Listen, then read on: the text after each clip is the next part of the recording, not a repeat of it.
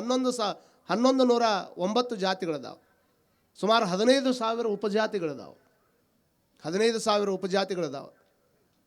ಇಲ್ಲಿ 24 ಭಾಷೆಗಳನ್ನು ಮಾತಾಡ್ತಾರೆ ನಮ್ಮ ದೇಶದೊಳಗೆ. ಬಹುತೇಕ ನಿಮಗೆಲ್ಲ ಗೊತ್ತಿರಲಿ, ಇಷ್ಟೆಲ್ಲ ಇರುವಂಥ ದೇಶದೊಳಗೆ ಇಷ್ಟೆಲ್ಲ ಇದ್ರೂ ಸಹಿತ ಈ ದೇಶವನ್ನು ಮೊಘಲರು 350 ವರ್ಷಗಳ ಕಾಲ ಆಳಿದರು. ಯಾಕೆ ಆಳಿದರು, ಹೆಂಗೆ ಆಳಿದರು, ಅದ್ರ ಬಗ್ಗೆ ಭಾಳ ಚರ್ಚೆ ಮಾಡುವಂಗಿಲ್ಲ. 350 ವರ್ಷಗಳ ಕಾಲ ಮೊಘಲರು ಆಳಿದರೆ 200 ವರ್ಷಗಳ ಕಾಲ ಬ್ರಿಟಿಷರು ಆಳಿದರು. ಬ್ರಿಟಿಷರು ಈ ಜಗತ್ತಿಗೆ ನಮ್ಮ ದೇಶಕ್ಕೆ ಬಂದಂಥ ಟೈಮ್ದೊಳಗೆ ಬ್ರಿಟಿಷರು ಎಷ್ಟು ಮಂದಿ ಬಂದಾರಂದರೆ ಕೇವಲ 10,000 ಮಂದಿ ಬಂದಾರ. ಅವರೇನು ಲಕ್ಷಗಟ್ಟಲೆ ಮಂದಿ ಬಂದಿಲ್ಲ. 10,000 ಜನ ಬ್ರಿಟಿಷರು ಈ ನಮ್ಮ ನಾಡಿಗೆ ಬಂದರು. ಬ್ರಿಟಿಷರು 10,000 ಮಂದಿ ಬರಬೇಕಾದ್ರೆ ನಮ್ಮ ದೇಶದಾಗ ಜನಸಂಖ್ಯೆ ಎಷ್ಟಿತ್ತಂದ್ರೆ 33 ಕೋಟಿ ಜನ ಇತ್ತು. 33 ಕೋಟಿ ಜನ ಇತ್ತು. 33 ಕೋಟಿ ಜನ ಅವ್ರು ಇಡೀ ಅಖಂಡ ಭಾರತಕ್ಕಾಗಿ ದುಡಿತಾ ಇರಲಿಲ್ಲ. ಯಾಕೆ ಅವ್ರು ನಮ್ಮನ್ನು ಆಳಿದರು ಅಂತಂದರೆ, ನಮ್ಮದು ಹೆಂಗೀಗ ಕಿತ್ತೂರು ರಾಣಿ ಚೆನ್ನಮ್ಮನ ರಾಜ್ಯದ ಹಂಗೆ ಪುಟ್ಟ ಪುಟ್ಟ ಸಂಸ್ಥಾನಗಳು ಈ ನಮ್ಮ ನಾಡಿನೊಳಗೆ ಕೆಲಸ ಮಾಡ್ತಿದ್ದು. ಇಲ್ಲಿ ಬೇರೆ ಬೆಳವಡಿ ಮಲ್ಲಮ್ಮ ಬೇರೆ, ಕೆಳದಿ ಚೆನ್ನಮ್ಮ ಬೇರೆ, ನಮ್ಮ ಕಿತ್ತೂರು ರಾಣಿ ಚೆನ್ನಮ್ಮ ಬೇರೆ, ಈ ಕಡೆ ನರಗುಂದದ ಬಂಡಾಯ ನರಗುಂದದ ದೇಸಾಯರು ಅಂತಿದ್ರು. ಹೀಗೆ ಸಣ್ಣ ಸಣ್ಣ ಸಣ್ಣ ಈ ಕಡೆ ಸುರಪುರದ ದೇಸಾಯರು, ಸುರಪುರದ ನಾಯಕರು, 510 ಸಂಸ್ಥಾನಗಳು ಹಿಂತಿವು. ಹಿಂಗೆ 510 ಸಂಸ್ಥಾನಗಳು ತಮ್ಮ ವ್ಯಾಪ್ತಿ ಒಳಗೆ ನನ್ನ ಸಂಸ್ಥಾನ ಉಳಿಸ್ಕೋಬೇಕು, ನನ್ನ ಸಂಸ್ಥಾನ ಉಳಿಸ್ಕೋಬೇಕಂತ ಅವರವರ ಬಡದಾಡ್ತಿದ್ರು. ಅಂಥ ಟೈಮ್ದೊಳಗೆ ಅವ್ರೊಳಗೆ ಹೊಕ್ಕಾಗಿ ಅವ್ರೊಳಗೊಬ್ಬರಾಗಿ ಅವ್ರ ತಲೆ ಕೆಡಿಸಿ ಅವ್ರನ್ನ ಜಗಳ ಮಾಡೋಕ್ಕೆ ಹಚ್ಚಿ ಅದರ ನನಗಿಷ್ಟು ಕೊಡು ನಿನಗಿಷ್ಟು ಕೊಡು ಅಂತ ಹೇಳ್ಕೊಂತ ಅಖಂಡ ಭಾರತವನ್ನು ತಮ್ಮ ಕೈಯಾಗ 10,000 ಮಂದಿ ತೊಗೊಂಡು ನಮ್ಮ ದೇಶವನ್ನು ಆಳಿದರು. ಎಷ್ಟು ಕ್ರೂರ ಆಳಿದರು ಅಂತಂದರೆ, ನಮ್ಮ ಜನಗಳ ಕೈಯಾಗ ಬರ್ಚಿ ಕೊಡ್ತಿದ್ರು, ನಮ್ಮ ಜನಗಳ ಕೈಯಾಗ ಬಿಲ್ಲು ಬಾಣ ಕೊಡ್ತಿದ್ರು, ನಮ್ಮ ಜನಗಳ ಕೈಯಾಗ ಕೋಲು ಕೊಡ್ತಿದ್ರು, ಕತ್ತಿ ಕೊಡ್ತಿದ್ರು. ಆದರೆ ಬಂದೂಕುಗಳನ್ನು ಕೊಡ್ತಿರಲಿಲ್ಲ. ಯಾವ ಬಂದೂಕಿನ ವಿದ್ಯೆ ಅದ ಅದನ್ನು ತಾವು ಇಟ್ಕೊತಿದ್ರು. ಯಾಕಂದ್ರೆ ಇವ್ರು ಏನಾದರೂ ಅದನ್ನು ಕಲಿತು ನಮ್ಮ ಮೇಲೆ ಅದನ್ನು ಪ್ರಯೋಗ ಮಾಡೋಕ್ಕತ್ರ ನಮ್ಮ ಆಟ ನಡೆಯಂಗಿಲ್ಲ ಅನ್ನುವಂಥದ್ದು ಅವ್ರಿಗೆ ಗೊತ್ತಿತ್ತು. ಹಾಗಾಗಿ ನಮ್ಮ ನಾಡಿನೊಳಗೆ ಅಷ್ಟಾಕುಂಡ ವರ್ಷಗಳ ಕಾಲ 200 ವರ್ಷಗಳ ಕಾಲ ಬ್ರಿಟಿಷರು ಆಳಿದರೂ ಸಹಿತ ನಮ್ಮ ದೇಶ ಛಿದ್ರ ಆಗಿ ಹೋಗಬೇಕಾಗಿತ್ತು. ಅದರ ಮಧ್ಯದೊಳಗೆ ಫ್ರೆಂಚರು ಬಂದರು, ಪೋರ್ಚುಗೀಸರು ಬಂದರು, ಡಚ್ಚರು ಬಂದರು. ಇವರೆಲ್ಲರೂ ಬಂದ್ರೂ ಸಹಿತ ಭಾರತ ದೇಶ ಸಂಪತ್ತನ್ನು ಕೊಳ್ಳೆ ಹೊಡೆದ್ರೊಳಗೆ ನಂಬರ್ 1 ಆಗಿ ಎಲ್ಲರೂ ಕೊಳ್ಳೆ ಹೊಡೆದ್ರು. ಆದರೆ ಒಂದು ವಿಶೇಷತೆ ಏನು ಅಂತಂದರೆ, ಭಾರತ ದೇಶದೊಳಗಿರ್ತಕ್ಕಂಥ ಭೌತಿಕ ಸಂಪತ್ತನ್ನು ಕೊಳ್ಳೆ ಹೊಡೆಯೋಕ್ಕಾಯ್ತೆ ಹೊರತಾಗಿ ಅವ್ರಿಗೆ ಆಧ್ಯಾತ್ಮದ ಸಂಪತ್ತನ್ನು ಕೊಳ್ಳೆ ಹೊಡೆಯೋಕ್ಕಾಗಲಿಲ್ಲ. ಇದು ಅಭಿಮಾನದ ಸಂಗತಿ ಅನ್ನುವಂಥದ್ದು. ಅಷ್ಟು ಅದ್ಭುತವಾಗಿರತಕ್ಕಂಥದ್ದು. ಬಹುತೇಕ 18ನೇ ಶತಮಾನದೊಳಗೆ ಒಬ್ಬ ಮ್ಯಾಕ್ಸ್ ಮುಲ್ಲರ್ ಅನ್ನುವಂಥ ಒಬ್ಬ ದೊಡ್ಡ ವ್ಯಕ್ತಿ, ಜರ್ಮನ್ ದೇಶದೊಳಗೆ ದೊಡ್ಡ ಚಿಂತಕ, ಮ್ಯಾಕ್ಸ್ ಮುಲ್ಲರ್ ಅಂತ ಅವನ ಹೆಸರು. ಅವ ನಮ್ಮ ದೇಶದ ವೇದಗಳಂತ ಏನದವಲ್ಲ 4 ಭಾಗಗಳನ್ನು ಮಾಡ್ಯಾರ ಅವನು. ಯಜುರ್ವೇದ, ಸಾಮವೇದ, ಋಗ್ವೇದ ಅಂತ ತಿಳ್ಕೊಂಡು ಆ ಎಲ್ಲ ವೇದದ ಸಂಸ್ಕೃತ ಶ್ಲೋಕಗಳನ್ನು, ಪ್ರಾಚೀನ ಭಾರತದ ಇತಿಹಾಸದ ಗ್ರಂಥಗಳನ್ನು ಇಂಗ್ಲೀಷಿಗೆ ತರ್ಜುಮೆ ಮಾಡಿರ್ತಕ್ಕಂಥ ಪುಣ್ಯಾತ್ಮ ನೋಡ್ರಿ. ಅವ ಒಂದು ಸಲನೂ ಭಾರತ ದೇಶಕ್ಕೆ ಬಂದಿಲ್ಲ. ಆದರೆ ಭಾರತ ದೇಶದ ಎಲ್ಲ ಗ್ರಂಥಗಳನ್ನು ಇಂಗ್ಲೀಷಿಗೆ ತರ್ಜುಮೆ ಮಾಡಿ ಜಗತ್ತಿನ ಜನಕ್ಕೆ ಹಂಚುವಂಥ ಕೆಲಸ ಮಾಡ್ತಿದ್ದ. ಯಾರೋ ಒಬ್ಬರು ಕೇಳಿದರು, ನೀವು ಯಾವಾಗಾದರೂ ಭಾರತ ದೇಶಕ್ಕೆ ಹೋಗಿದ್ದೀರಾ ಅಂತ. ಯಾವಾಗಾದರೂ ಭಾರತ ದೇಶಕ್ಕೆ ಹೋಗಿದ್ದೀರಾ ಅಂತಂದಾಗ ಅವ ಅಂದ, ಇಲ್ಲ ನಾ ಹೋಗಿಲ್ಲ ಭಾರತಕ್ಕೆ ಅಂದವ. ಮತ್ತು ಭಾರತಕ್ಕೆ ಹೋಗ್ಬೇಕಂತ ಅನಿಸಿಲ್ಲ ನಿಮಗೆ ಅಂದಾಗ ಅವ ಅಂದಂತ, ನೀವೆಲ್ಲ ಅಭಿಮಾನ ಪಡಬೇಕು, ಸುಮ್ಮನೆ ಹಾಗೆ ಹುಟ್ಟೋದು ಹಾಗೆ ಸಾಯೋದು ಆಗಬಾರ್ದು ಅಂತ ಅಭಿಮಾನ. ಕೊಡಪ್ಪ, ಕೊಡು. ಆತ ಒಂದು ಮಾತು ಹೇಳ್ತಾನೆ, ನಾನು ಭಾರತ ದೇಶಕ್ಕೆ ಹೋಗ್ಬೇಕಂದ್ರೆ ಇವಾಗ ನಂಗೆ ಪ್ಲೇನ್ ವ್ಯವಸ್ಥೆ ಇರಲಿಲ್ಲ. ಯಾರು ಬಂದರೂ ಹಡಗದಾಗ ಬರಬೇಕಾಗಿತ್ತು. ಭೂಮಾರ್ಗದಿಂದ ಬರೋದು ಸಾಧ್ಯ ಇರಲಿಲ್ಲ, ಜಲಮಾರ್ಗದಿಂದನೇ ಬರಬೇಕಾಗಿತ್ತು. ಆ ಜಲಮಾರ್ಗದಿಂದನೇ ಭಾರತ ದೇಶಕ್ಕೆ ಬಂದು ಹೋಗ್ಬೇಕಾದ್ರೆ 6 ತಿಂಗಳು ಹಿಡಿತಿತ್ತು. 6 ತಿಂಗಳು ಹೋಗಕ್ಕೆ ಹೊಕ್ಕೈತಿ, 6 ತಿಂಗಳು ಬರಕ್ಕೆ ಹೊಕ್ಕೈತಿ. ಇದಕ್ಕೆ ಹೋಗಿ ಬರುವಷ್ಟು ಖರ್ಚು ಕೊಡುವಷ್ಟು ರೊಕ್ಕ ನನ್ನ ಹತ್ರ ಇಲ್ಲ. ಆದರೆ ಇದಕ್ಕಿಂತ ಎಲ್ಲದಕ್ಕಿಂತ ಹೆಚ್ಚಾಗಿ ನಾನೇನು ಮಾಡ್ತೀನಿ ಅಂತಂದರೆ, ಭಾರತ ದೇಶ ಅಂದ್ರೆ ಹಿಂಗೈತೆ ಅಂತ ಒಂದು ಕಲ್ಪನಾ ಕಟ್ಕೊಂಡೀನಿ ನಾನು. ಎಷ್ಟು ಅದ್ಭುತ ದೇಶ ಐತೆ ಅಂದರೆ, ಈಗ ಹೆಂಗೆ ನಿಮ್ಮ ಮನೆಯೊಳಗೆ ಬೆಡ್ರೂಮ್ ಅದ, ನಿಮ್ಮ ಮನೆಯೊಳಗೆ ಬಾತ್ರೂಮ್ ಅದ, ನಿಮ್ಮ ಮನೆಯೊಳಗೆ ಕಿಚನ್ ಅದ, ನಿಮ್ಮ ಮನೆಯೊಳಗೆ ಅಟ್ಯಾಚ್ ಬೆಡ್ರೂಮ್ಗಳದಾವ, ಹಾಲ್ ಅದಾವ, ಬಂದವ್ರಿಗೆ ಹೋಮ್ ಥಿಯೇಟರ್ ಅದಾವ. ಆದರೆ ಎಲ್ಲದಕ್ಕಿಂತ ಹೆಚ್ಚು ಗೌರವ ಎದಕ್ಕೆ ಕೊಡ್ತೀರಮ್ಮ ನೀವು? ಮನೆ ಪೂಜಾ ಕೋಲಿಗೆ ಕೊಡ್ತಾರೆ. ಪೂಜಾದ ಕೋಲಿ ಸಣ್ಣದ ಇರಲಿ, ಒಂದು ಫೋಟೋನ ಇರಲಿ, ಒಂದು ದೀಪನ ಇರಲಿ, ಆದರೆ ಮನೆ ಒಳಗೆ ಇಷ್ಟೆಲ್ಲ ಇದ್ರೂ ಸಹಿತ ಭಾಳ ಬೆಲೆ ಕೊಡೋದು ಎದಕ್ಕಪ್ಪ ಅಂತಂದ್ರೆ ಮನೆ ಒಳಗಿರ್ತಕ್ಕಂಥ ಪುಟ್ಟ ಪೂಜಾ ಕೋಲಿಗಿನ ಹೆಂಗೆ ಬೆಲೆ ಕೊಡ್ತೀರಿ, ಅಖಂಡ ಜಗತ್ತನ್ನುವಂಥ ಮನೆ ಒಳಗೆ ಭಾರತ ದೇಶ ಅಂದರೆ ಅದು ಪುಟ್ಟ ಪೂಜಾ ಕೋಲಿ ಅಂತ ತಿಳ್ಕೊಂಡೆ ನಾನು. ಹಾಗಾಗಿ ಅಲ್ಲಿ ಹೋಗ್ಬೇಕಾದ್ರೆ ಭಾಳ ಶ್ರದ್ಧೆಯಿಂದ ಹೊಡ್ರಿ ಒಂದು ಅಭಿಮಾನದ ಚಪ್ಪಾಳಿ. ನಮ್ಮ ದೇಶದ ಬಗ್ಗೆ ಹೊರದೇಶದಾಗಿರುವಂಥ ವ್ಯಕ್ತಿ ಹೇಳಿದ್ರು ನಾವು ಒಂದು ಚಪ್ಪಾಳಿನೂ ತಟ್ಟಂಗಿಲ್ಲ ಅಂದ್ರೆ ಎಷ್ಟು ನಿರಾಭಿಮಾನಿಗಳಾಗಿ ಕೂತೀವಿ ಅನ್ನೋದು ವಿಚಾರ ಗೊತ್ತಾಗ್ತದೆ. ಅಭಿಮಾನ ಬೇಕು. ನನ್ನ ದೇಶ, ನನ್ನ ಜನ, ನನ್ನ ಮಾನ ಪ್ರಾಣಗಣ ತೀರಿಸುವೆ ಇದರ ಋಣ ಒಂದೇ ಜನ್ಮದಿ, ಮತ್ತೊಂದು ಜನ್ಮ ಬೇಕಾಗಿಲ್ಲ, ಮತ್ತೊಂದು ಜನ್ಮ ಬೇಕಾಗಿಲ್ಲ. ಇದ ಒಂದು ಜನ್ಮದಾಗನ ಹುಟ್ಟು. ಯಾವ ವ್ಯಕ್ತಿ ಇತಿಹಾಸವನ್ನು ತಿಳ್ಕೊಳ್ಳಂಗಿಲ್ಲ ಆತ ಇತಿಹಾಸವನ್ನು ನಿರ್ಮಾಣ ಮಾಡೋಕ್ಕೆ ಸಾಧ್ಯ ಆಗೋದಿಲ್ಲ. ಅದಕ್ಕೆ ಇತಿಹಾಸವನ್ನು ತಿಳ್ಕೊಬೇಕು. ಅವಾಗ ಒಂದು ಮಾತು ಹೇಳಿದವ, ನಾನೇನು ಭಾರತ ತಿಳ್ಕೊಂಡಿರಲ್ಲ ಹಂಗೆ ನಾ ಅಲ್ಲಿ ಹೋದಾಗ ಅದು ಇರಲಿಲ್ಲ ಅಂತಂದ್ರೆ ಮನುಷ್ಯಗೆ ಭಾಳ ನೋವು ಆಗ್ತದೆ. ಈಸ್ತಕ್ಕೆ ನಾ ಏನು ಹೋಗಂಗಿಲ್ಲ, ಮುಂದಿನ ಜನ್ಮ ಅನ್ನುವಂಥದ್ದು ಏನಾದರೂ ಇದ್ದರೆ ನಾನು ಆ ಭಾರತ ದೇಶದೊಳಗನೆ ಜನ್ಮ ತಾಳಬೇಕಂತ ಪರಮಾತ್ಮನ ಹತ್ರ ಬೇಡ್ಕೊತೀನಿ ಅಂದ. ಒಬ್ಬ ಹೊರದೇಶದ ವ್ಯಕ್ತಿ ಭಾರತ ದೇಶದ ಗ್ರಂಥಗಳನ್ನು ಇಂಗ್ಲೀಷಿಗೆ ತರ್ಜುಮೆ ಮಾಡಿ ಎಷ್ಟು ಮಂದಿ ಇತಿಹಾಸವನ್ನು ಬರೆದಿಟ್ಟಾರೆ. ಸಂತರು, ಋಷಿಗಳು, ದೊಡ್ಡ ದೊಡ್ಡ ಯೋಗಿಗಳು, ದೊಡ್ಡ ದೊಡ್ಡ ತ್ಯಾಗಿಗಳು, ನಿರ್ಮಲ ಮನಸ್ಸಿನ ವ್ಯಕ್ತಿಗಳು ತಾವು ಎಷ್ಟೋ ದಿವಸಗಳಿಂದ ಕಂಡು ಉಂಡಿರ್ತಕ್ಕಂಥ ಸತ್ಯಗಳನ್ನು ಯಾರು ವೇದಕ್ಕೆ ಜನಕರು ಯಾರು ಅಂತ ಕೇಳಿದರೆ ಯಾರ ಹೆಸರು ಹೇಳಕ್ಕೆ ಬರ್ತದೆ? ನಾವು ಹೇಳ್ತೀವಿ ಅಷ್ಟೇ, ಬ್ರಹ್ಮನಿಂದ ಉದಯ ಆಯಿತು ಅಂತ. ಅನೇಕ ಜನ ಮಹಾತ್ಮರು ಒಂದು ಅಡವಿ ಒಳಗೆ ಕೂತ್ಕೊಂಡು ತಪಸ್ಸು ಮಾಡಿ ನವದ್ವಾರಗಳ ಕಟ್ಟಿ ಶಿವಧ್ಯಾನದೊಳು ಇರುತ್ತಿರಲು ನವಕಂಡ ಪೃಥ್ವಿಯೊಳಗಿನ ವಿಚಾರವೆಲ್ಲ ಆತನ ಕಿವಿಯೊಳಗೆ ಸರ್ವಜ್ಞ. ಸದಾಕಾಲ ಸ್ಮರಣೆಯನ್ನು ಮಾಡೋದು ಪರಮಾತ್ಮನ ಬಗ್ಗೆ. ಪರಮಾತ್ಮನ ಬಗ್ಗೆ ಸ್ಮರಣೆ ಮಾಡ್ಕೊತ ಕುಂತಾಗ ಪ್ರಕೃತಿ ಸತ್ಯಗಳನ್ನು ಹೊರಗೆ ಹಾಕ್ತದೆ. ಇವತ್ತಿಗೂ ಪ್ರಕೃತಿ ಒಳಗೆ ನಾವು ಎಷ್ಟೇ ಆದ್ರ ಬೇಗ ಭಯಂಕರ ನಾವು ಪ್ರಕೃತಿ ಮೇಲೆ ನಿರಂತರವಾಗಿರ್ತಕ್ಕಂಥ ದಬ್ಬಾಳಿಕೆಯನ್ನು ಮಾಡ್ತೀವಿ. ನನಗೆ ಬೇಕಾದಂಗೆ ನಾ ಭೂಮಿ ಹಡ್ತೀನಿ, ನನಗೆ ಬೇಕಾದಂಗೆ. ಬಹುತೇಕ ನೀವು ಮನೆ ಕಟ್ಟಬೇಕಾದ್ರೆ ಭಾಳ ಮಂದಿ ತಾಯಂದ್ರೆ ನಿಮ್ಗೆ ಗೊತ್ತಿರಲಿ ಸತ್ಯ, ಮನೆ ಕಟ್ಟೋ ಮುಂದೆ ದೇವರ ಜನ ಭೂಮಿ ಪೂಜೆ ಮಾಡ್ತಾರೆ. ಎದಕ್ಕೆ ಮಾಡ್ತಾರೆ ರೀ? ಕಾಯಿ ಕ್ಷಮೆ ಕೇಳಬೇಕು ಅಂತ. ಯಾಕೆ ಯವ್ವ ನಿನ್ನ ಹಡ್ಬೇಕಾದ್ರೆ ಇಲ್ಲಿ ಎಷ್ಟೋ ಇರಿವಿ ಸತ್ತಾವ ಗೊತ್ತಿಲ್ಲ, ನಿನ್ನ ಹಡ್ಬೇಕಾದ್ರೆ ಮತ್ತೊಂದು ಜಲಚರ ಪ್ರಾಣಿಗಳು ಇರ್ತಾವ ಅಂಥವು ಸಾಯ್ತಾವ ಗೊತ್ತಿಲ್ಲ, ಭೂಗರ್ಭದೊಳಗೆ ಅಡಿಕೊಂಡಿರ್ತಕ್ಕಂಥ ಎಷ್ಟೋ ಪ್ರಾಣಿಗಳು ಸಾಯ್ತಾವ, ಅಲ್ಲಿ ಗಿಡ ಇರ್ಬೋದು ಮತ್ತೊಂದಿರ್ಬೋದು. ನನ್ನ ಸ್ವಾರ್ಥಕ್ಕಾಗಿ ನಾನೊಂದು ಮನೆ ಕಟ್ಕೊತೀನಿ, ನಿನ್ನ ಮೇಲೆ ನಿನ್ನ ಹೊಟ್ಟೆ ಅಗದು ನನ್ನ ಪಿಲ್ಲರ್ ಅದ್ರಾಗ ಹಾಕಿ ನಾ ಬದುಕೋದಕ್ಕೆ ನಿನ್ನ ಹೊಟ್ಟೆ ಆಗ್ಯಾಕತ್ತೀನವ, ಅದಕ್ಕೆ ಇಷ್ಟೆಲ್ಲ ಆದ್ರೆ ನೀ ತಡ್ಕೊ ಅಂತ ತಿಳ್ಕೊಂಡು ಮೊದಲು ಆಕೆಗೆ ಪೂಜೆ ಮಾಡ್ತಾಳೆ. ಅಂದ್ರೆ ಪೂಜೆ ಮಾಡೋದು ಆಮೇಲೆ ಹಡ್ಡಕ್ಕೆ ಚಲೋ ಮಾಡೋದು. ಮೊದಲು ಪೂಜೆ ಮಾಡೋದು ಆಮೇಲೆ ಹಡ್ಡಕ್ಕೆ ಚಲೋ ಮಾಡೋದು. ನೀವು ಮಾಡ್ತಿರಲ್ಲ, ಮೊದಲು ಭಾಳ ಚಂದ ಪಾದ ಪೂಜೆ ಮಾಡೋದು, ಬಂದಾಗ ಭಾಳ ಚಲೋನ ಅನ್ನೋದು, ಆಮೇಲೆ ಪ್ರಾಣ ತಿನ್ನಕ್ಕೆ ಚಲೋ ಮಾಡೋದು. ಅಂದ್ರೆ ಪೂಜೆ ಮಾಡಿ ಭೂಮಿ ಹಡ್ದಂಗೆ ಆಕತ್ತಿದ್ದು ಅಷ್ಟೆ. ಕಾರಣ ಏನು ಅಂತಂದರೆ ಭೂಮಿ ತಾಯಿ ಇಷ್ಟೆಲ್ಲ ಸಹಿಸ್ಕೋತಾಳೆ ಅನ್ನುವಂಥ ಕಾರಣಕ್ಕೆ ಆಕೆಗೆ ಪೂಜೆ ಮಾಡುವಂತಹ ಪ್ರಯತ್ನವನ್ನು ನಾವೆಲ್ಲರೂ ಮಾಡ್ತಾರೆ.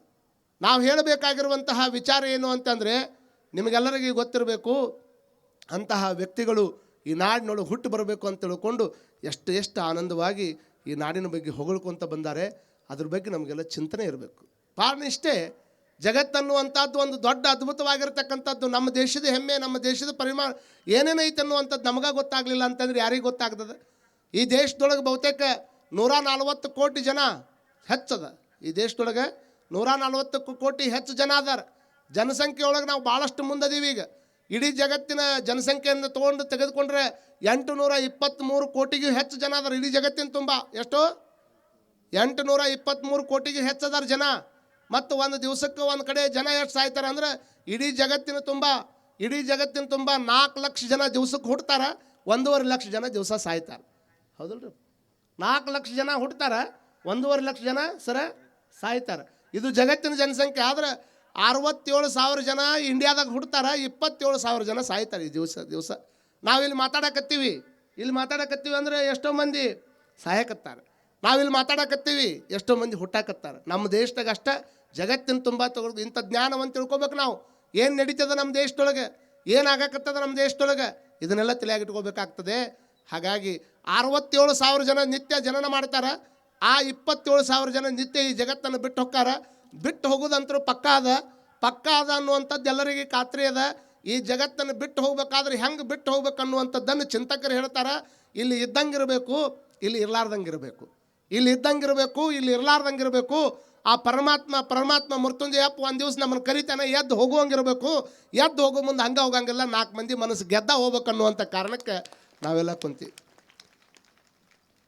ನೀವು ಗೆದ್ದು ಹೋಗೋ ಮಂದಿ ಅಲ್ಲಿ ನೀವು ಮತ್ತೊಬ್ಬರು ಗುದ್ದೆ ಹೋಗೋರು. ನೀವು 4 ಮಂದಿ ಕೂಟ ಗುದ್ದಾಡಿ ಎದ್ದವ್ರು ಇದು ಮಾಡಿಕೊಂಡು ಭಾಳ ಮಂದಿ ಅಂತಾರೆ. ಮೊನ್ನೆ ಒಬ್ಬ ಒಂದು ದೊಡ್ಡ ದಾಡಿ ಭಯಂಕರ ತಲೆ ಮೇಲೆ ಸಿಕ್ಕಾಪಟ್ಟಿ ಕೂದಲ ಬಿಟ್ಟಾನ, ಉದ್ದಕ್ಕೆ ದಾಡಿ ಬಿಟ್ಟಾನ. ನಾವು ಮುಂಜಾನೆ ಹೇಳ್ತೀವಿ 6 ಗಂಟೆಗೆ, ನಿಮಗೆಲ್ಲ ಗೊತ್ತಿರಲಿ ಮನುಕೋಡ ತಾಯಂದಿರಿಗೆ, ಸುತ್ತಮುತ್ತ ಹಳ್ಳಿಯವ್ರಿಗೆ, ನಾವು ಎಲ್ಲೆಲ್ಲಿ ಪ್ರವಚನ ಮಾಡಕ್ಕೆ ಹೋಗ್ತೀವಿ ಮುಂಜಾನೆ 5:30ಗೆ ಪಾದಯಾತ್ರೆ ಹೋಗ್ತೀವಿ. ಬಹುತೇಕ ಪಾದಯಾತ್ರೆ ಮುಂಜಾನೆ ಸಾವಿರ ಗಟ್ಟಲೆ ಜನ ಬೆನ್ನು ಹತ್ತುತ್ತೆ. ಅವ್ರು ಓಣ್ಯಾಗ ಬರ್ತಾರೆ ಸ್ವಾಮಿಗಳು. ಅಂದ್ರೆ ಒಬ್ಬ ಕಾವಿ ಬಟ್ಟೆ ಹಾಕ್ಕೊಂಡು ಸ್ವಾಮಿಗಳು ಮನೆ ಓಣ್ಯಾಗ ಬರ್ತಾರೆ ಅಂತಂದ್ರೆ ಅವ್ರಿಗೆ ಎಷ್ಟು ಉಲ್ಲಾಸ ಅಂತಂದ್ರೆ, ಎಷ್ಟು ತಳಿರು ತೋರಣ ಕಟ್ಟಿರ್ತಾರೆ, ಎಷ್ಟು ಬಾಳಿ ದಂಟು ಕಟ್ಟಿರ್ತಾರೆ, ಎಷ್ಟು ಬಹುತೇಕ ಸೋಷಿಯಲ್ ಮೀಡಿಯಾದಾಗ ಭಾಳ ಮಂದಿ ನೋಡ್ತಿರ್ಬೋದು, ಎಷ್ಟು ರಂಗೋಲಿ ಹಾಕ್ತಿರ್ತಾರೆ. ಎಷ್ಟೆಲ್ಲ ರಂಗೋಲಿ ಹಾಕಿ ಮನೆ ಮುಂದೆ ಪುಟ್ಟ ದೀಪ ಹಚ್ಚಿ, ನಿನಗಾಗಿ ಓ ದೇವನೇ, ರವೀಂದ್ರನಾಥ್ ಟ್ಯಾಗೋರ್ ಅವ್ರು ಹೇಳ್ತಾರೆ, ನಿನಗಾಗಿ ಓ ದೇವನೇ ಮನೆಯ ಮುಂದೆ ಚಳೆ ಕೊಟ್ಟು ಹದ ಮಾಡಿ ಸಾರಿಸಿ, ಸಗಣಿಯಿಂದ ಸಾರಿಸಿ ನಿನಗಾಗಿ ದಾರಿ ಕಾಯುತ್ತಿರುವೆ, ಈಗ ಬಾ ಸದ್ಯ ಬಾ ಆಗ ಬಾ ಚಿಂತೆ ಇಲ್ಲ. ನೋಡ್ರಿ ಅವರು ಹೇಳುವಂಥ ಮಾತು. ಈ ಜಗತ್ತಿನೊಳಗೆ ನೋಬೆಲ್ ಪ್ರಶಸ್ತಿಯನ್ನು ಇಲ್ಲಿವರೆಗೂ 900 ಮಂದಿ ತೊಗೊಂಡಾರ, 900 ಚಿಲ್ಲರ ಮಂದಿ ತೊಗೊಂಡಾರ. ನೋಬೆಲ್ ಪ್ರಶಸ್ತಿ ಅನ್ನುವಂಥದ್ದು ಭಾಳ ದೊಡ್ಡ ಪ್ರಶಸ್ತಿ ಜಗತ್ತಿನೊಳಗೆ. ಆ ನೋಬೆಲ್ ಪಾರಿತೋಷಕ ತೊಗೊಂಡು ಬಿಟ್ರೆ ಅದ್ರ ಬೆಲೆ ಎಷ್ಟೈತೆ ಅಂದ್ರೆ, ಪಾರಿತೋಷಕ ಪ್ರಶಸ್ತಿ ಕೊಡೋದ್ರ ಜೊತೆಗೆ 7.5 ಕೋಟಿ ರೂಪಾಯಿ ಪ್ರೈಸ್ ಐತೆ. ಅದಕ್ಕೆ 7.5 ಕೋಟಿ ರೂಪಾಯಿ ಒಂದು ಪ್ರೈಸ್ಗೆ ಒಬ್ಬನ ವ್ಯಕ್ತಿ ಅದನ್ನು ಸ್ಥಾಪನೆ ಮಾಡಿ ಹೋಗ್ಯಾನ. ನಾವು ಮಠದ ದತ್ತಿ ಅಂತ ತಿಳ್ಕೊಂಡು ಯಾರ ಹೆಸರನ್ನೇ 1 ಲಕ್ಷ ರೂಪಾಯಿ ಇಟ್ಟು ಅಂದ್ರೆ ವರ್ಷ ಅವ್ರ ಹೆಸರು ಹೇಳ್ಬೇಕು. ಆದರೆ ನೋಬೆಲ್ ಪಾರಿತೋಷಕ 7.5 ಕೋಟಿ ರೂಪಾಯಿ ಒಬ್ಬರಿಗೆ ಕೊಡ್ತಾರೆ. ಹಂಗೆ ಭಾಳ ಮಂದಿಗೆ ಅವ್ರು ವರ್ಷ ಪ್ರಶಸ್ತಿ ಕೊಡ್ತಾರೆ. ಅವ್ರು ಕೊಡುವಂಥ ಪದಕ 125 ಗ್ರಾಮ್ ಇರ್ತೈತೆ. ಅದು ಬಂಗಾರದ ಗ್ರಾಮ 125 ಗ್ರಾಮ್. ಇಂಥವ್ರ ಜಗತ್ತಿನಾಗೆಲ್ಲ ಅವ ಮದುವೆ ಆಗಲಿಲ್ಲ, ಅವ ಅದನ್ನು ಇಡಬೇಕಾದ್ರೆ ಒಂದು ಸುದ್ದಿ ಬಂತವನು. ಅವ ಈಗೇನು ಡೈನಾಮಿಟ್ ಅಂತೀವಲ್ಲ, ದೊಡ್ಡ ಬಾಂಬು ಗುಂಡು ಹರಿಸ್ತಾರೆ, ದೊಡ್ಡ ಸುರಂಗ ತೆಗಿಬೇಕಾದ್ರೆ ಬ್ಲಾಸ್ಟ್ ಮಾಡೋಕೆ ಉಪಯೋಗ ಮಾಡ್ತಾರಲ್ಲ, ಅದನ್ನು ಕಂಡು ಹಿಡಿದಿರುವಂಥ ವ್ಯಕ್ತಿ ಅವ ಜಗತ್ತಿನಾಗ. ಅದನ್ನು ಕಂಡು ಹಿಡಿದ್ರೆ ಸಿಕ್ಕಾಪಟ್ಟಿ ರೊಕ್ಕ ಮಾಡಿದ. ಅದನ್ನು ಕಂಡು ಹಿಡಿದಿದ್ದು ದೊಡ್ಡ ಬಂಡಿ ಹೊಡ್ಯಾಕೆ, ದೊಡ್ಡ ಸುರಂಗ ಮಾಡಾಕೆ, ಇಂಥದ್ದಕ್ಕೆ ಅವ ಡೈನಾಮಿಟ್ ಕಂಡು ಹಿಡಿದ್ರೆ ಭಾಳ ಮಂದಿ ಮತ್ತೊಬ್ಬರು ಪ್ರಾಣ ತೆಗಿಯಾಕೆ ಅದನ್ನು ಯೂಸ್ ಮಾಡಿಕೊಂಡ್ರು. ವಿದ್ಯುಕ್ಕೆ ಯೂಸ್ ಮಾಡಿಕೊಂಡು ಎಷ್ಟೋ ಮಂದಿ ಪ್ರಾಣ ಕಳ್ಕೊಂಡ್ರು. ಆ ಟೈಮ್ದೊಳಗೆ ಒಬ್ಬ ಪತ್ರಿಕೆಯೊಳಗೆ ಬರೆದಿದ್ದ, ಅವ್ರ ತಮ್ಮ ಒಂದು ಯಾವುದೋ ಸ್ಫೋಟವನ್ನು ಲೀಕೇಜ್ ಆಗಿತ್ತು, ಅದರ ಸ್ಫೋಟದಿಂದ ಅವ್ರು ಸತ್ತು ಹೋಗಿಬಿಟ್ಟ. ಆ ತಮ್ಮ ಸತ್ತಿದ್ದಕ್ಕೆ ಪತ್ರಿಕೆಯೊಳಗೆ ಹೆಡ್ಲೈನ್ ಒಬ್ಬ ಬರೆದಿದ್ದ, ಸಾವಿನ ವ್ಯಾಪಾರಿ ಸತ್ತ. ಅವ ಬರೆದಿದ್ದು ಹಿಂಗೆ, ಸಾವಿನ ವ್ಯಾಪಾರ ಅಂದರೆ ಮತ್ತೊಬ್ಬರನ್ನು ಕೊಲ್ಲಾಕ ಕಂಡು ಹಿಡಿದಿರುವಂಥ ಔಷಧದಿಂದ ಇವ ದೊಡ್ಡವಾಗ್ಯಾನಲ್ಲ, ಅದಕ್ಕೆ ಸಾವಿನ ವ್ಯಾಪಾರಿ ಸತ್ತ ಅನ್ನುವಂಥದ್ದನ್ನು ತಲೆಯಾಗಿಟ್ಕೊಂಡಂಥ ಸಂದರ್ಭದೊಳಗೆ ಅವ ಅಂದ್ಕೊಂಡ, ನಾ ಸತ್ತ ಮೇಲೆ ಜನ ನನ್ನ ಸಾವಿನ ವ್ಯಾಪಾರಿ ಅಂತಾರಂದ್ರೆ ಇಂಥ ಬದುಕು ಬೇಡ, ನಾ ಇರುವಾಗ ನನ್ನ ಬಗ್ಗೆ ಹೊಗಳುವಂಗೆ ನಾ ಬದುಕಬೇಕು. ಈ ಜಗತ್ತಿನ ಮಾನವ ಕುಲಕೋಟಿಯ ಗುರಿಯನ್ನು ಎತ್ತರ ಮಾಡೋದಕ್ಕೆ ಎಷ್ಟು ಮಂದಿ ದುಡಿತಾರೆ ಅಂಥವ್ರಿಗೆಲ್ಲ ನೋಬೆಲ್ ಪಾರಿತೋಷಕ ಕೊಡಬೇಕಂತ ತಿಳ್ಕೊಂಡು ಅವತ್ತಿನ ಕಾಲಕ್ಕೆ ದೊಡ್ಡ ಮೊತ್ತವನ್ನಿಟ್ಟು ಆತ ಸಾಯ್ತಾನ. ಅದ್ರ ಪರಿಣಾಮವಾಗಿಯೇ ನೋಬೆಲ್ ಪಾರಿತೋಷಕ ಇವತ್ತು ಬರ್ತದೆ. ಅದನ್ನು ಭಾಳಷ್ಟು ಮಂದಿ ಭಾಳ ಥರದ ರೀತಿಯೊಳಗೆ ಆಯೋಜನೆ ಮಾಡಿ ಅಲ್ಲಿ ಕಳಿಸ್ತಾರೆ. ನಮ್ಮ ಇಂಡಿಯಾದಾಗ ಫಸ್ಟ್ ನೋಬೆಲ್ ತೊಗೊಂಡವ್ರು ಯಾರು? ರವೀಂದ್ರನಾಥ್ ಟ್ಯಾಗೋರ್ ಅವರು. ಇಲ್ಲಿವರೆಗೂ 13 ಮಂದಿ ತೊಗೊಂಡಾರ ಭಾರತ ದೇಶದೊಳಗೆ. ಎಲ್ಲ ಇತಿಹಾಸ ಗೊತ್ತಿರಬೇಕು. ಇತಿಹಾಸ ಗೊತ್ತಿತ್ತು ಅಂತಂದ್ರೆ ಏನಾದರೂ ಮಾಡೋಕ್ಕೆ ಬರ್ತದೆ. ನಮ್ಮ ಮಕ್ಕಳಿಗೆ ಇಂಥವು ಹೇಳ್ಕೊಡಂಗಿಲ್ಲ. ನೀವು ಹೇಳ್ಕೊಡೋದು ಮಾವು ಬಂದ ನೋಡಿ ಓದಿ, ಈಗ ಅವನು ಓದಿತಾನ, ನಾಳೆ ನಿಮ್ಮನ್ನ ಓದಿತಾನ. ಬರೀ ಇದನ್ನು ಹೇಳ್ಕೊಡೋದು, ಮಾವು ಬಂದ ನೋಡಿ ಓದಿ, ಮಾವು ಬಂದ. ಸಂಸ್ಕಾರ ಅಂದ್ರೆ ಹೆಂಗೆ ಕೊಡಬೇಕು? ಸಂಸ್ಕಾರ ಕೊಡೋದಕ್ಕೂ ಭಾಳ ವಿಶೇಷ ಇರ್ತದೆ.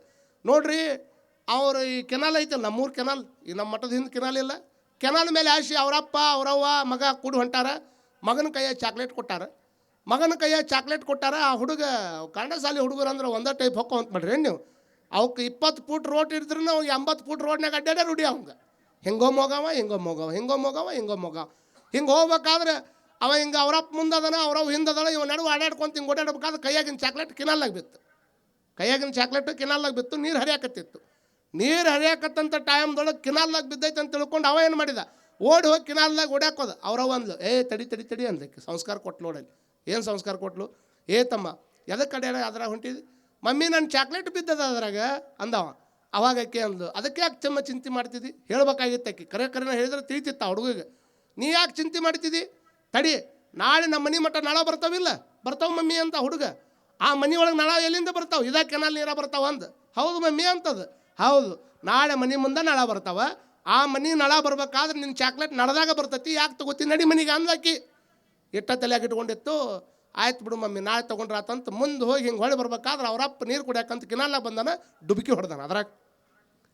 ಚಾಕ್ಲೇಟ್ ಬಿದ್ದಾಗ ಮಗ ಓಡಿ ಹೊಂಟಿತ್ತು, ಅವರಪ್ಪ ಬಿದ್ದಾಗ ಈಕಿ ಓಡಿ ಹೊಂಟಿದ್ಲು.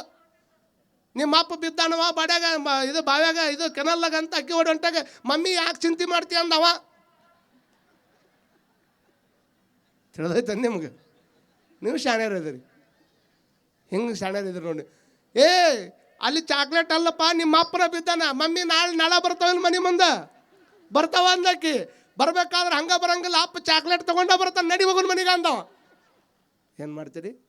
ನಮ್ಮ ಸಂಸ್ಕಾರ ಇಂಥವದಾವ. ಇಂಥ ಸಂಸ್ಕಾರ ಕೇಳಿದ ಕೂಡಲೇ ಮಕ್ಳು ಏನು ಮಾಡ್ತಾವ? ನಾವು ಇಂಥವು ಸಂಸ್ಕಾರ ಹಾಕುವಂಗಿಲ್ಲ.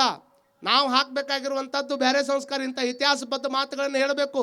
67,000 ಜನ ಹುಟ್ಟಿದ್ರೆ 27 ಜನ ಸತ್ರ. ಅದ್ರಾಗ ನಾನು ಹೇಳಬೇಕಾಗಿರುವಂಥದ್ದು ಕೊನೆಯ ಮಾತೇನು ಅಂದರೆ, ನಿಮ್ಗೆ ಯಾಕೆ ನಾನು ಹೇಳಕತ್ತೀನಿ, ಬರೋದು ಲೇಟಾಗಿ ಬರ್ತಿರಲ್ಲ. ಪಾಪ ಸಿದ್ಧಾರೂಢ ಶರಣರದ ಜಲ್ದಿ ಒಂದು ತಾಸಿ ಮುಗಿದು ಬಿಡ್ತದೆ ಅವ್ರದ್ದು. ಮತ್ತು ಬಂದವ್ರಿಗೆ ನಿರಾಶೆ ಆಗಬಾರ್ದು, ಅದನ್ನು ಕಂಟಿನ್ಯೂ ಮಾಡ್ಬೇಕಂದ್ರೆ ಮುಂದೆ ಕಾರ್ಯಕ್ರಮ ಇರ್ತಾವೆ. ಇವತ್ತು ನಮ್ಮ ಹರ್ಲಾಪುರ ರಾಜಣ್ಣವರು ಹುಬ್ಬಳ್ಳಿಯಿಂದ ಅನೇಕ ಹುಡುಗರನ್ನ ಕರ್ಕೊಂಡ್ಬಂದಾರ, ಮಲ್ಲಗಂಬ ಮಾಡಕ್ಕೆ ಬಂದಾರೆ. ಇವೆಲ್ಲ ನೋಡಿ ಕಾನು